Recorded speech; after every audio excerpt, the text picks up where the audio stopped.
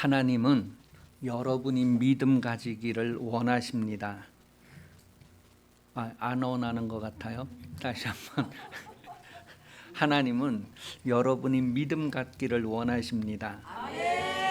그래서 구약의 많은 선지자들을 아브라함을 통하여서 그 이후에 많은 선지자들을 모세를 보내시고 그 후에 많은 선지자들을 반복해서 계속해서 보냈던 것은 여러분에게 믿음을 주시기 위해서 하나님의 말씀을 계속 전달하게 했던 거예요. 그래서 계속해서 하나님의 말씀을 들으면서 믿음을 가지라고 하는데 이스라엘 백성들은 하나님의 말씀을 듣고도 믿음을 가지지 않았다는 거예요. 듣고도 그대로 행하지 않았다는 거예요. 듣고도 그것을 받아들이지 않았다는 거예요. 지금도 여러분이 목회자를 통해서 계속해서 설교를 듣잖아요. 근데 성도들이 설교를 계속해서 들으면서 계속해서 안 행하는 것을 실감하십니까? 1년에 52주 계속해서 교회 나오고 빠지지 않고 아주 개근상을 다 받을 만한데도 하나님의 말씀을 듣기는 들어도 행하지 않았던 이스라엘과 같이 여러분도 똑같은 모습을 가지고 있다는 것을 실감하십니까? 오히려 선지자들을 죽이고 선지자를 그냥 아주 학대하고 그런 모습으로 예수님까지 죽이던 이스라엘의 모습이 여러분의 모습이 아닌가. 어떤 분은 신앙생활을 오래 하면 목회자를 막 2분, 3분 막 이렇게 갈아가면서 이제 신앙생활을 하신 분도 계실 거예요. 목회하시다가 이제 은퇴하시고 돌아가시고 또 다른 목사님 오셔서 목회하시다가 또 다른 목사님 오시고 이렇게 그렇게 계속해서 목회자를 통해서 수없이 말을 들었는데도 그 말을 얼마나 행하였던가. 그러니 오늘 첫 말씀에 우리가 전한 것을 누가 믿었느냐? 누가 믿었느냐? 그래서 계속해서 선지자들 통해서 말씀하고 누가 그 말을 믿었느냐? 누가 그것을 들었느냐? 의인은 없나니 하나도 없다는 것. 하나님의 의를 따르는 사람이 있는가 찾아보신 적 하나도 없다는 것을 성경은 우리에게 확인을 해줍니다. 여러분, 이 시대에도 하나님께서 그 말씀을 듣고 따르는 자가 있는가 보려 하신 적 하나도 없다면 절망 아니겠어요? 예루살렘이 의인 1명이 없어서 멸망한 것처럼 소돔과 고모라가 의인 10명이 없어서 멸망했다고 하는데 그 수많은 사람들 중에 10명, 1명이 없다는 것. 그러니까 듣기는 계속 듣는데 행하지 않는 거예요. 그러면서도 아주 좀 이상한 말 같은데 뻔뻔스럽게도 하나님 앞에 계속 나오는 거예요. 그러니 하나님이 얼마나 저게 막 아주 그거 마음이 그래 누가 교회 문을 좀 가로막고 못 들어오게 하면 좋겠다고 하는 말라기 선지자를 통하여서 하나님의 마음을 나타내시는 것을 우리가 보게 됩니다. 그 무수한 제물 드리는 것이 하나님 앞에 받으심이 되지 않도록 그렇게 했다는 거예요.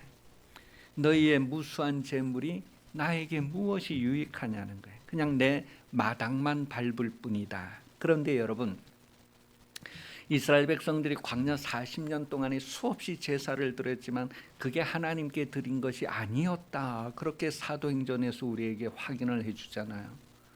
말라기 선지자가 그것을 우리에게 얘기하는 거예요.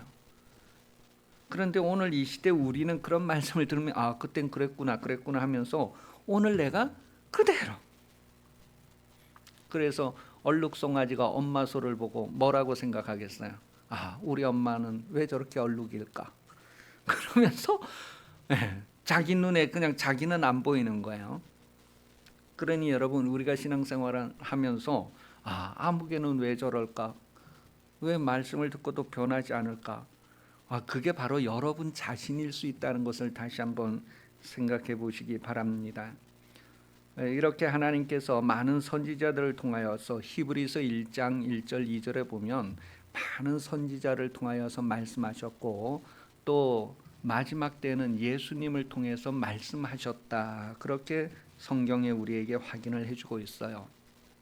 그리고 그 예수를 만난 사람들이 지금도 여러분들에게 전도도 하고 설교도 하고 여러분들에게 계속해서 하나님의 말씀을 다시 들려주는 삶을 살고 있습니다. 로마서 10장 17절에 보면 믿음은 하나님의 말씀을 들음으로 생긴다 했는데, 이때 듣는다는 것은 귀로 듣는 것을 의미하는 것이 아니라 하나님의 말씀을 그 인생에 받아들여서 그 말씀의 효과가 나타나도록 하는 삶을 사는 것을 하나님의 말씀을 듣는다라고 표현해요. 그것이 믿음이다라는 거예요. 하나님의 말씀이 자기를 통해서 이루어지는 삶을 사는 것이 믿음이라는 거예요. 그럼 오늘 교회 다니는 사람은 많은데 믿음이 있는 사람은 얼마나 될까? 내가 다시 올 때에 믿음 있는 자를 찾아보겠느냐? 예수님 재림해 오실 때 과연 믿음 있는 사람이 얼마나 있을까? 여러분, 준비하라는 것은 믿음을 준비하라는 것인데, 여러분, 예수님 오시고 스톱하면 더 이상 일할 수 없습니다.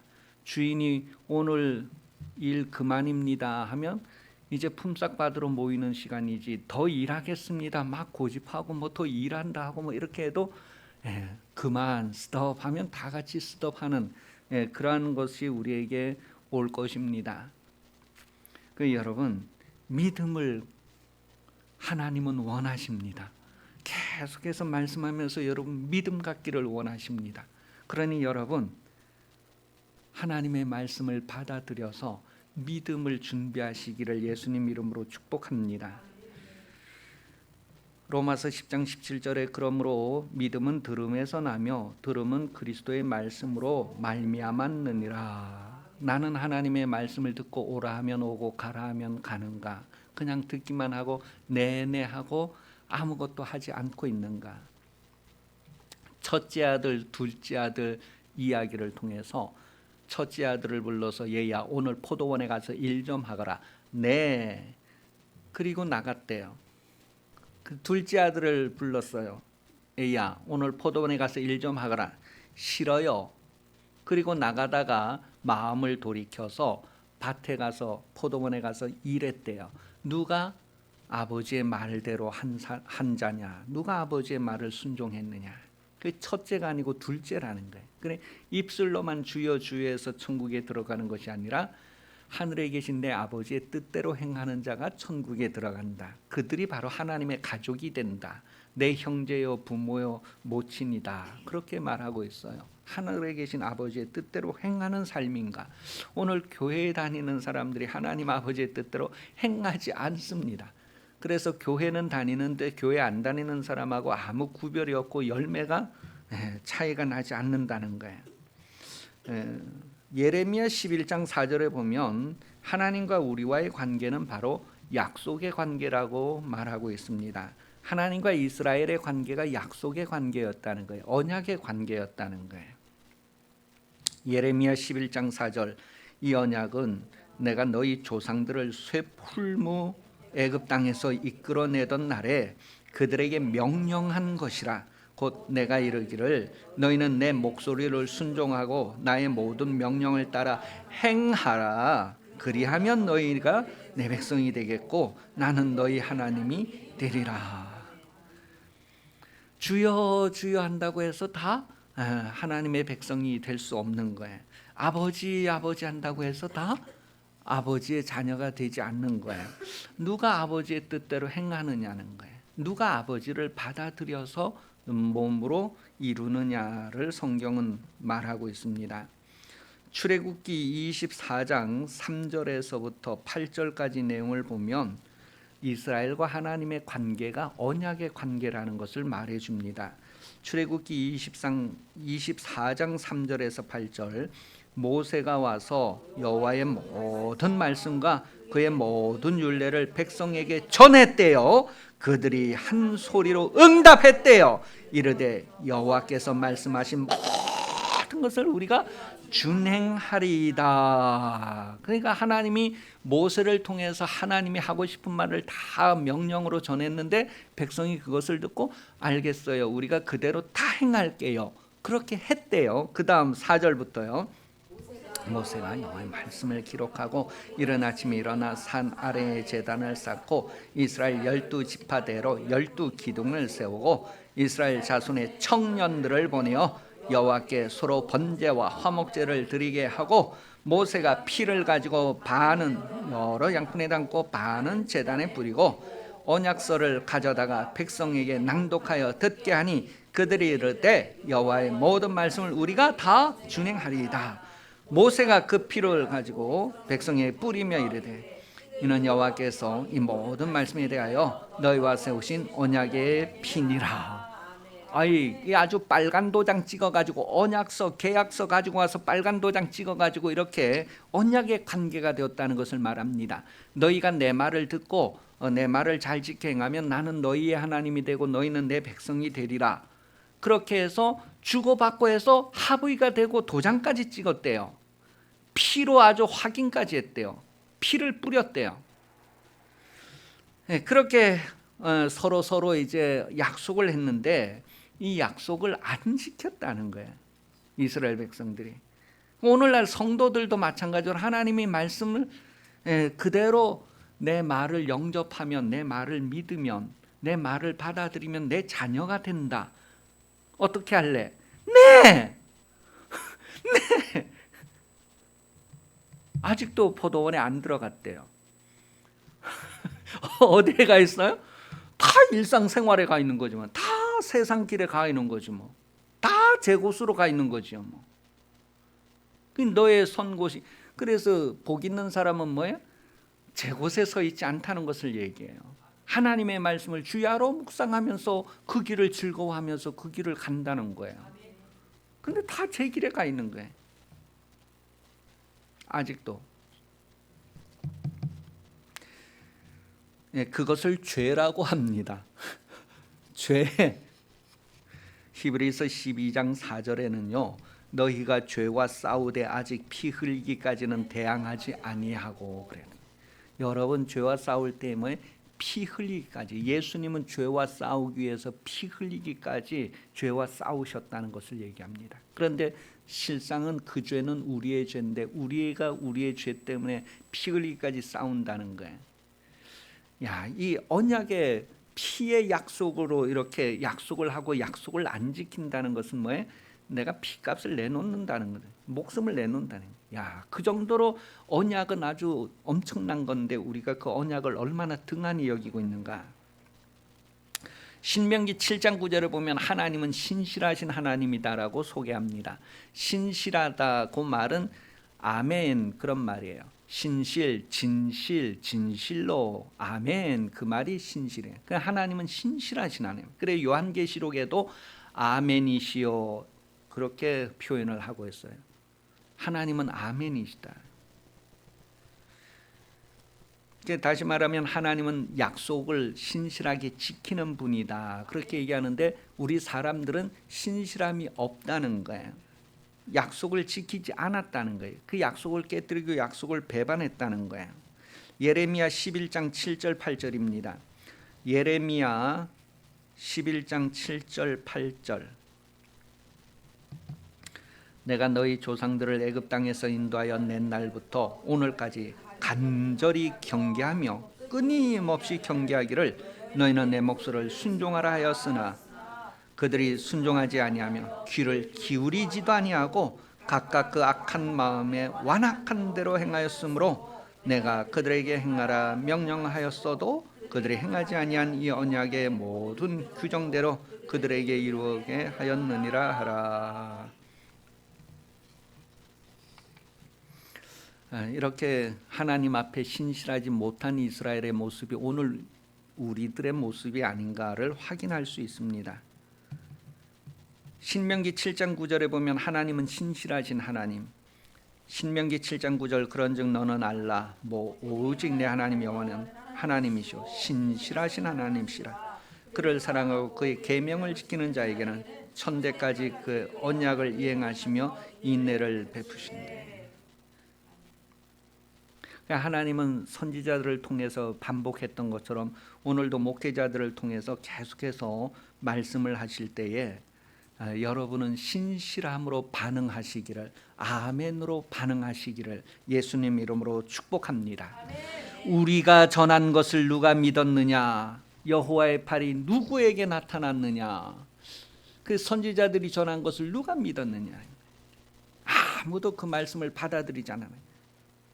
그런데 예수님은 하나님의 말씀을 보고 들은 대로 그대로 와서 전하고 그대로 와서 일러주셨다는 것을 얘기합니다.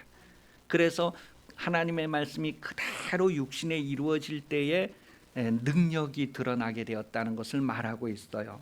그래서 그 1절에 우리가 전한 것을 누가 믿었느냐, 여호와의 팔이 누구에게 나타났느냐. 그때 그 여호와의 팔은 하나님의 힘, 능력, 권능을 얘기하는데 누구에게 나타났느냐? 예수 그리스도에게 나타났다는 거예요. 하나님의 말씀을 듣는 자들에게는 능력이 된다는 것을 얘기해 주고 있어요. 그러니 여러분, 성경은 출애굽기 16장 4절에서 이스라엘 백성들의 광야의 삶을 표현할 때에 하나님은 이스라엘 광야 40년 동안 그들이 신실한지 신실하지 않은지를 시험하셨다고 말합니다. 여러분 인생 70년 80년 동안도 하나님은 신실한지 신실하지 않은지를 시험하신다는 거예요. 그래 여러분은 지금 시험 치고 있는데 아십니까? 정답을 써내려가고 있는지. 출애굽기 16장 4절, 그때에 여호와께서 모세에게 이르시되 보라 내가 너희를 위하여 하늘에 양식을 비같이 내리리니 백성이 나가서 일용할 것을 날마다 거둘 것이라. 이같이 하여 그들이 내 율법을 준행하나 아니하냐 내가 시험하리라. 일용할 것을 매일매일 내려주시면서 그 말씀대로 준행하나 안 하나를 시험하셨대요. 근데 그때에도 막 안식일 날 또 이렇게 만나를 거두러 나가는 사람도 있었고 또 이틀치를 모아놓고 다음 날은 안 나가려고 계획한 사람도 있었다는 거예요. 그런데 그게 막 부패하고 썩어 냄새가 나서 그냥 버리게 되고 이런 내용을 성경 기록합니다. 그러니 하나님의 말씀을 지키는지 안 지키는지 하나님 시험하는데요. 지금도 여러분 계속해서 하나님의 말씀을 들을 때에 그 말씀을 지키는지 안 지키는지 하나님이 다 여러분들을 보고 계신다는 거예요. 그러니 여러분 천국 가고 싶습니까? 우리가 입술로만 가고 싶다고 해서 갈 수 있는 게 아니라는 것을 말해요. 그 나라에 합당한 열매 맺는 자들이 그 나라를 상속받는다고 성경은 말합니다. 우리 일상 가운데에서도 하나님은 우리의 신실함을 시험하신다는 것을 기억해야 됩니다. 레위기 26장 15절에서 18절입니다. 레위기 26장 15절에서 18절 말씀. 내 규례를 멸시하며 마음에 내 법도를 싫어하여 내 모든 계명을 준행하지 아니하며 내 언약을 배반할진대 내가 이같이 너희에게 행하리니 곧 내가 너희에게 놀라운 재앙을 내려 폐병과 열병으로 눈이 어둡고 생명이 쇠약하게 할 것이요 너희가 파종한 것은 헛되리니 너희의 대적이 그것을 먹을 것이며 내가 너희를 치리니 너희가 너희 대적에게 패할 것이요 너희를 미워하는 자가 너희를 다스릴 것이며 너희를 쫓는 자가 없어도 도망하리라. 또 만일 너희가 그렇게까지 되어도 내게 청종하지 아니하면 너희 죄로 말미암아 내가 너희를 7배나 더 징벌하리라. 여러분 죄가 무엇입니까? 신실하지 않은 것입니다. 하나님은 약속을 지키는데 내가 약속을 지키지 않는 것이 바로 죄입니다. 하나님은 약속을 지키는데 내가 약속을 지키지 않는 것이 죄라는 거예요. 그렇게 되어도 계속해서 돌이키지 않으면 너희에게 7배, 7배를 더 징벌하겠다. 그런 내용들을 성경 기록하고 있어요. 그러니 여러분, 여러분이 파종을 했으면 여러분이 거두어야 되는데 여러분이 파종하고 그 결과를 누리지 못한다는 것. 그래서 외국에서 우리나라 와서 한 달 동안 일했는데 외국 사람들이 처음에 배운 말이 뭘까요? 사장님 나빠요. 그 사장님은 하나님 앞에 죄가 됩니다. 그 품삯을 해가 지기 전에 품삯을 다 주라고 했는데 해가 지고 한 달이 가고 2달이 가도 안 주는 거예요. 그게 하나님 앞에 죄가 됩니다. 그런데 예수 믿는 사람들이 또 그런 사람들이 많을까요? 적을까요?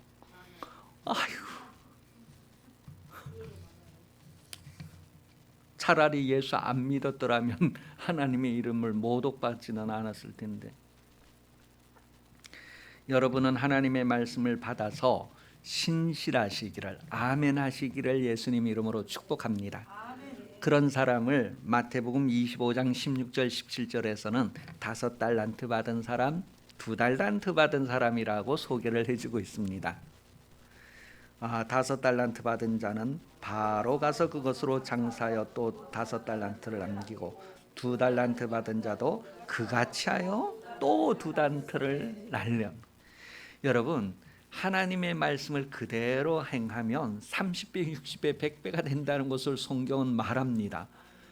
그런데 하나님의 말씀대로 그대로 그물을 배 오른편에 내리니까 2배에 그득하게 고기를 잡았다는 이야기를 하여 하나님의 말씀을 그대로 순종했더니 그런 일들이 일어난다는 거예요. 그런데 자기 생각의 판단의 경험에 하나님의 말씀을 다 처리를 해버리고 자기가 옳다고 여기는 것을 행동했을 때에는 그냥 1달란트 받았다가 1달란트 그대로 가지고 온다는 거예요. 하나님의 말씀이 여러분 몸을 통하여서 이루어질 때에 능력이 된다는 것을 성경은 말해주고 있어요. 대통령이 한마디 하면은 막 그냥 온 나라 백성에게까지 막 그냥 흔들리는 일들이 일어나잖아요. 대통령의 말에는 그만큼 능력이 있기 때문에 그래요.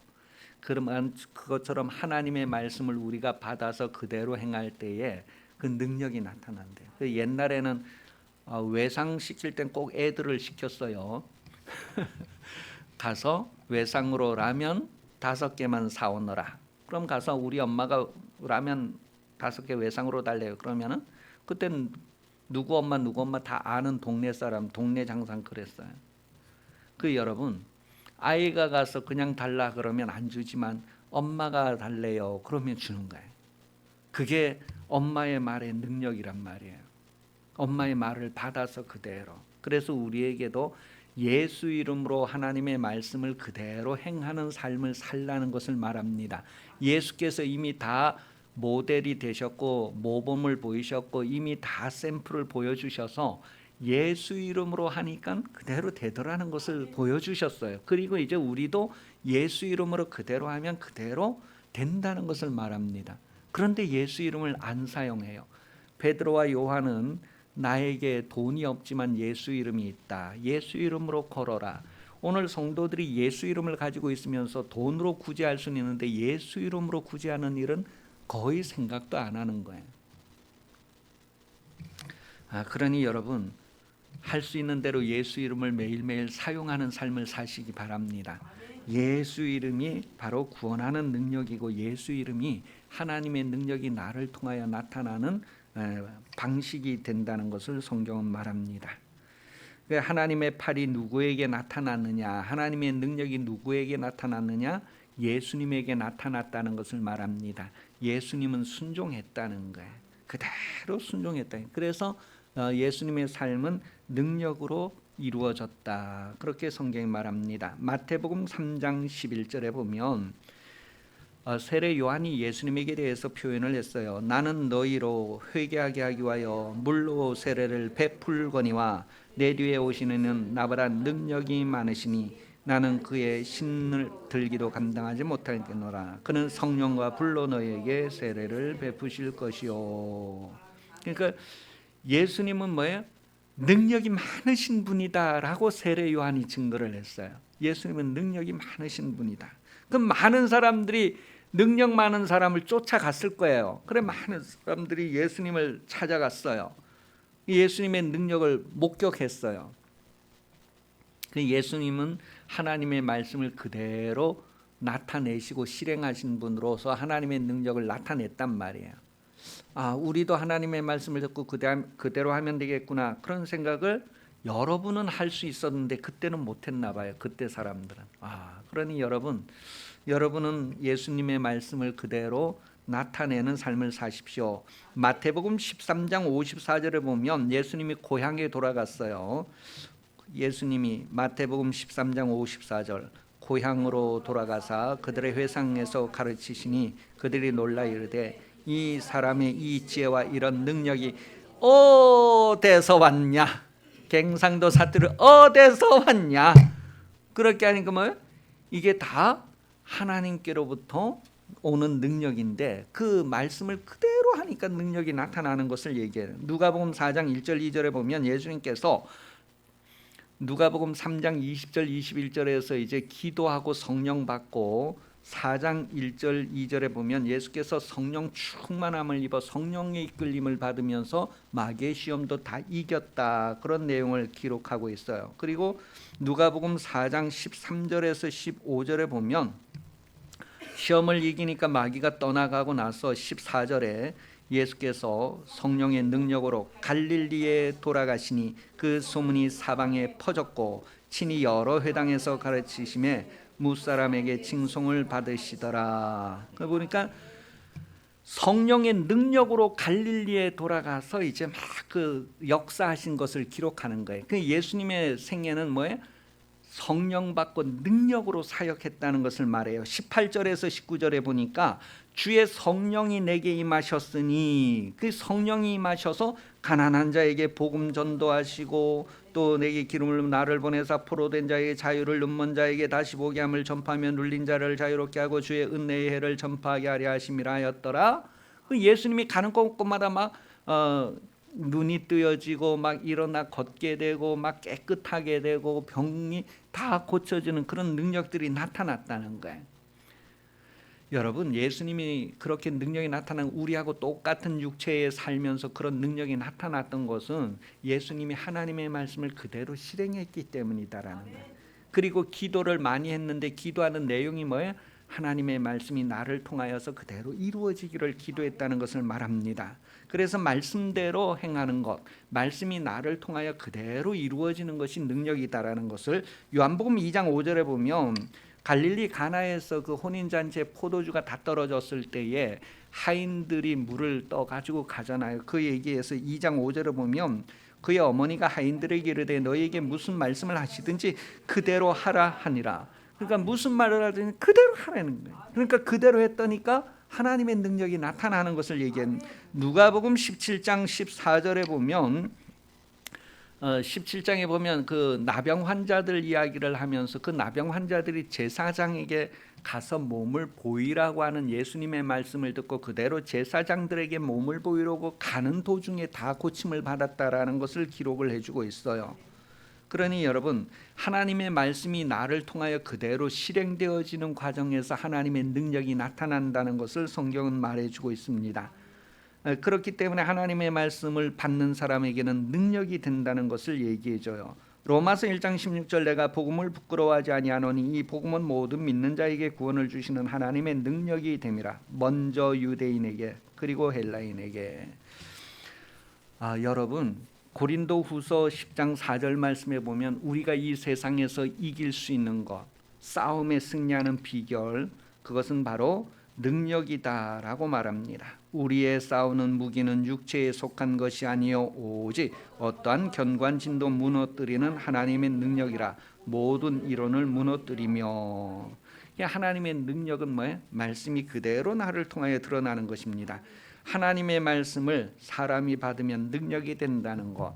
그래서 마태복음 8장 8절에 보면 백부장이 자기 하인이 병들어서 몹시 괴로워할 때에 예수님에게 가서 내 하인 좀 고쳐주세요. 그러니까 내가 가서 고쳐주겠다니까 아이고 오시지 않아도 됩니다. 그냥 말씀으로만 하옵소서. 그렇게 해서 그 말씀으로만 고쳐지는 것을 우리에게 소개를 해주고 있어요. 하나님의 말씀이 그와 같이 능력이 있다는 거예요.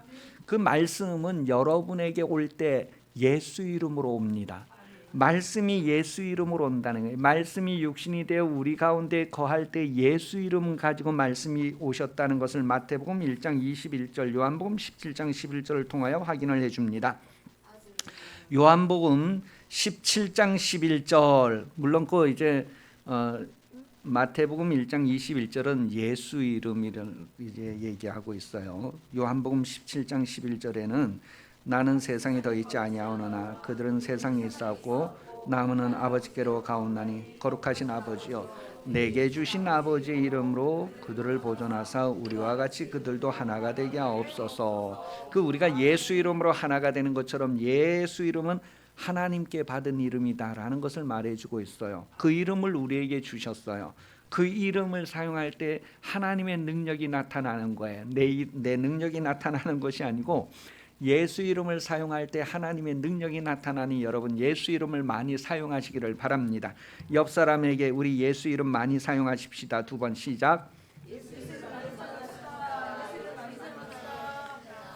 송아지도 얼룩송아지는 엄마의 얼룩함을 나타낸다고 하는데 여러분이 하나님의 자녀라고 하는 것은 하나님의 능력을 나타낼 자라는 것을 성경 말해주고 있습니다. 그러니 역대상 16장 11절에 여호와와 그의 능력을 구할지어다 항상 그의 얼굴을 구할지어다. 그러니 여러분 하나님의 능력을 나타내려고 구하는 삶을 사시기를 바랍니다. 그래서 성경은 예수를 깊이 생각하라고 말합니다. 히브리서 3장 1절. 히브리서 3장 1절. 그러므로 함께 하늘의 부르심을 받은 거룩한 형제들아 우리가 믿는 도리 깊이 생각하라. 요때 그 우리가 믿는 도리라고 하는 것은 우리가 믿는 도리, 그 도리라는 말의 의미가 뭐냐 하면 어떤 말에 내가 동의한다. 누가 말을 하면 그 말에 내가 동의를 한다. 그 말에 합의한다. 그 말에 일치한다. 시인한다. 고백한다. 그런 뜻이에요. 하나님의 말씀을 여러분이 받아서 그 말에 동의하는 것, 그 말에 일치하는 것, 그 말을 고백하는 것, 그것을 믿는 도리다. 그렇게 합니다. 그 믿음이라는 게 뭐냐면 하나님의 말씀에 내가 일치하는 거예요. 그 말에 동의하는 거예요. 그 말과 함께하는 것을 도리라고 합니다. 그래서 우리 믿음의 도리이신 또 예수를 깊이 생각하자. 예수님을 깊이 생각하면 예수님은 하나님의 말씀을 받아서 그대로 이루신 분이다라는. 그래 다 이루었다. 그렇게 하고 운명하셨던 것처럼 여러분도 하나님의 말씀을 다 아멘 하는 인생을 살고 끝내는 인생이 되어야 된다는 것을 말해줍니다. 예수를 깊이 생각하고 예수께서 가졌던 믿음을 여러분도 가지기를 예수님 이름으로 축복합니다. 예수님 육신의 모습은 별 볼 일 없었다는 것을 오늘 2절에서 표현을 해주고 있어요. 그래도 여러분은 예수님보다는 별 볼 일 있는 것 같아요. 다 여러분 자녀를 여러분을 낳으신 부모님이 여러분 때문에 얼마나 기뻐하시고 미역국 맛있다고 했을까요? 그런데 여러분 예수님 보세요. 2절에 보니까 그는 주 앞에서 자라나기를 연한 순 같고 마른 땅에 나온 뿌리 같다. 아이 마른 땅에 나온 뿌리. 저기 앞산의 길을 가보려면 그 등산로를 가다 보면 백문동인가 하는 거를 다 그 구청에서 심어놨는데 맹문동이에요.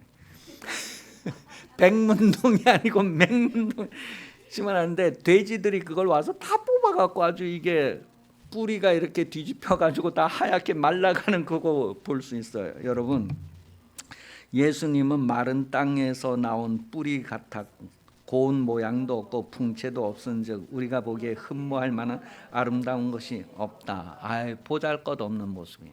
사도 바울도 그랬대요. 보잘것없는 모습. 다윗도 그랬대요. 보잘것없는 모습이었대요. 그런데도 하나님의 말씀대로 살기 위해서 3절에 보면 그는 멸시를 받았고 버림을 받았고 간고를 많이 겪었고 질고를 경험했대요. 안다고 하는 건 경험했대. 질병을. 사람들이 얼굴을 가리는 것 같이 멸시를 했대. 여러분도 무시당하는 거 경험해 보신 적이 있을 거예요. 여러분 사람들이 얼굴을 가리는 것 같이 예수님을 멸시했고 귀하게 여기지 않았다. 그런데 4절 5절을 보면 예수님의 그런 삶이 바로 우리를 담당하는 삶이었다라고 말합니다. 우리가 그런 삶을 그런 삶을 살고 그런 취급을 받아야 되는데 예수님이 우리를 대신 담당해서 예수님이 그 취급을 다 받았다는 것을 표현을 해주고 있어요. 그래서 질고를 졌고 슬픔을 당했고 찔림을 받고 상함을 받고 징계를 받고 채찍을 받았다. 아이고 뭔 잘못을 저렇게 많이 해서 저렇게 두들겨 맞을까. 사람들은 그 시대에 그렇게 생각을 했대요. 그런데 그분이 잘못한 것이 아니라 바로 저와 여러분의 잘못한 것을 대신 덤탱이 쓰고 대신 채찍 맞고 징계를 받는 그런 모습을 가졌다는 것을 말합니다. 여러분, 그런 예수님을 깊이 생각하면 여러분이 누군가 다른 사람 때문에 여러분이 억울한 일 당하는 것, 더 이상 억울하지 않을 수 있는 것은 하나님이 나에게 이 십자가를 주셨구나, 나에게 이 짐을 담당하게 하셨구나, 기꺼이 예수님을 생각하면서 그 길을 갈 수가 있습니다. 6절에 보면 우리는 다 양 같아서 그릇 행하여 제 길로 갔다. 그 모든 책임을 그분이 담당했다, 그렇게 표현을 하고 있어요. 우리가 다른 길로 가는 동안에 그 모든 책임을 예수님이 대신 담당했다고 하는 거예요. 그래서 7절에 보면 그것을 대신 담당하기 때문에 입을 열지 않았다, 그렇게 표현을 하고 있어요. 여러분도 다른 사람 때문에 여러분이 억울함을 덤탱이 썼을 때 입을 열지 않고 묵묵히 그것을 다 받아들인다고 하는 것, 그게 담당하는 것입니다. 그게 짐을 대신 지는 겁니다. 여러분, 성도는 서로 짐을 대신 지는 삶을 살라는 거예요. 그런데 우리는 그 짐을 기꺼이 대신 지고 있는가? 짐 지고 있다가도 원망하고 불평하고 왜 나만 설거지 하는가? 황 집사님 설거지 많이 하는 줄 다 알고 있어요. 그러니까 여러분, 정말 이것을 내가 하나님이 나에게 주신 십자가라고 했을 땐 정말 묵묵히 그 길을 갈 수 있을까? 벳세메스로 향하여 가는 암소가, 새끼가 저기 어미소가 지금 젖이 막 이렇게 뿔고 이러는데도 새끼가 저 뒤에서 막, 소가 어떻게 울어요? 하여간 음메하고 울어도, 경상도는 그렇게 우는가 봐. 소도 엄매 하면서 울더라도 그 뒤돌아보지 않고 곧장 갔대요. 그게 그 독종하고 그 이스라엘 백성들에게 징벌 내리는 그걸 대신 그 수레에 싣고 그냥 벳세메스를 향하여서 가는 암소 이야기 성경 나와요. 여러분, 하나님께서 여러분에게 십자가 지었을 때 그걸 정말 묵묵히 갈 수 있는 것은 주님을 깊이 묵상하고 주님을 생각하면서 주님 바라보며 가는 사람은 그와 같은 삶을 살 수 있습니다. 여러분, 예수를 깊이 생각해 보시고 예수를 바라보시기 바랍니다. 여러분은 그런 삶을 살 수 있겠습니까? 하나님께서 원하시는 삶이 그런 삶이라고 말합니다. 여러분을 돕는 배필로 한 남자에게 보냈을 때에 원하시는 것, 하나님이 원하시는 것. 저 10절 보세요. 오늘 본문 10절에 보면 하나님이 예수님에게 원하는 것이 무엇이었는가를 알려주고 있어요. 그래서 예수님은 하나님을 알기 때문에 아무 말 안 하고 묵묵히 도살장으로 끌려가는 양처럼 아무 소리 내지 않고 묵묵히 그 길을 갔다는 것을 우리에게 말해주고 있어요. 여러분, 하나님께서 여러분에게 원하시는 것이 무엇일까요? 여러분 묵묵히 그 길을 갈 수 있습니까? 어렵고 힘들고 쓰러질지라도 7번 넘어지고 쓰러지면서도 그 길을 갈 수 있습니까? 골고다 언덕길 십자가 지고 가는 그 십자가 누구 때문에 지는 거예요? 여러분 때문에 지고 가는 그 십자가, 쓰러지고 넘어지면서도 예수님이 그 길을 다 올라갔다니. 여러분에게 주신 십자가 여러분은 지고 계속 갈 수 있습니까?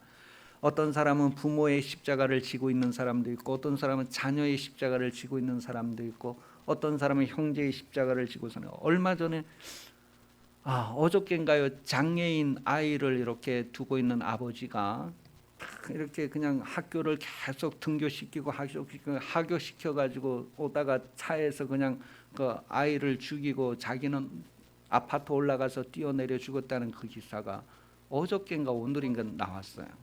그런 거 보면 그 사람 그 십자가가 얼마나 힘들었을까요? 여러분이 구레네 시몬같이 억울하게 대신 그 짐을 져도 기꺼이 그 짐을 질 수 있을까? 구레네 시몬은 억지로 그 십자가를 지고 갔지만 구레네 시몬의 후손들과 그 가족들이 얼마나 복을 받았는가 하는 것을 성경은 기록하고 있어요. 하물며 억지로 져도 그와 같은데 기꺼이 그 십자가를 지고 간다 했을 때 하나님께서 승리하고 천국에 들어온 이들을 향하여서 자리에서 벌떡 일어나 그들을 맞으면서 정말 수고했다, 힘들었지, 힘들 때 내가 너와 함께 했단다, 막 그런 위로, 그때 막 하늘이 열리고 천사들이 막 나팔 불고 막 환영하고 하는 것들을 기대하는 사람은 이 땅에서 기도에 깨어 있으면서 하나님의 능력을 계속 공급받으면서 그 길을 기꺼이 갈 것입니다. 오늘 본문 마지막 절 부분에 보면 예수님이 기도하며 그 길을 갔다는 것을 우리에게 알려주고 있어요. 그러니 여러분도 기도하며 주님 가신 길을 기꺼이 따라가는 모습으로 열매 맺으시기를 예수님 이름으로 축복합니다. 기도하겠습니다. 오늘 기도할 때에 하나님께서 여러분에게서 예수님의 모습을 보기를 원하십니다. 여러분에게서 예수님 가신 그런 모습들을 다시 보기 원하시는데 내가 그런 모습으로 살겠습니다. 기도하겠습니다.